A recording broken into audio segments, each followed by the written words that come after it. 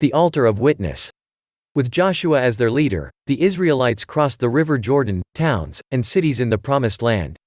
Living in the land that God had promised to his people were many nations and people who worshipped idols. The Israelites, with God's help, captured much of the land, but there were still 7 tribes of Israel that had not captured the territories they had been allocated. Joshua and the Israelites set up the tabernacle in a place called Shiloh in the middle of the Promised Land. From there Joshua sent out 3 men from each of the 7 tribes without territory to scout out the land that was to be divided up between them. When they returned, the Lord showed Joshua drawings of the sacred lots of land that would be allocated to each of the tribes. One tribe, the Levites, were not given land as they were priests of the Lord. They consulted with Eleazar the high priest, Joshua, and leaders of the other tribes.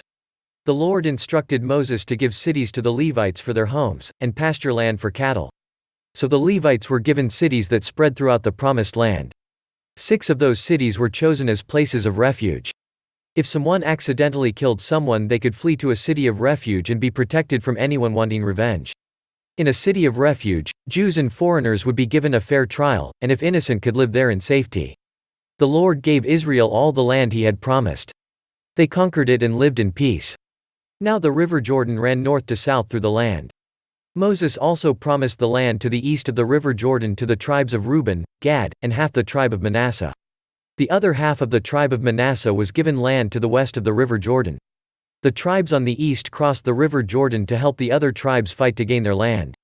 Joshua called together the troops from the tribes of Reuben, Gad and Manasseh living east of the Jordan. "You have obeyed the Lord in every order I have given you," Joshua told them. "Even though the campaign has lasted a long time, you have not deserted the other tribes. Now go and live in the land that Moses promised you on the east of the river Jordan, and continue to obey the Lord your God." The troops from the tribes headed for their lands. But before they crossed the river Jordan, the children of Reuben, the children of Gad, and half the tribe of Manasseh built a great, impressive altar on the west bank.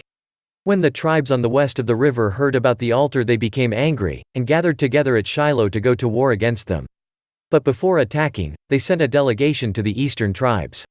It included Phinehas, the son of Eleazar the high priest, and a representative of each of the tribes. "Why have you built an altar of rebellion against the Lord God? The one true altar of the Lord is at Shiloh, where the Lord lives among us. We have not built this altar in rebellion," the eastern tribesmen explained. "The river Jordan acts as a barrier between our tribes and yours. We built the altar as a witness between us and you that the Lord is our God. The altar is not for burnt offerings or sacrifices but a symbol of the relationship with God that we both have.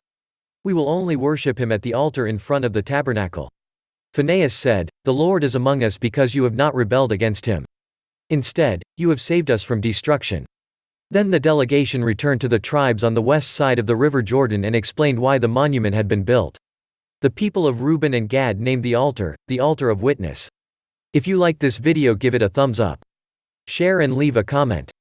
Subscribe.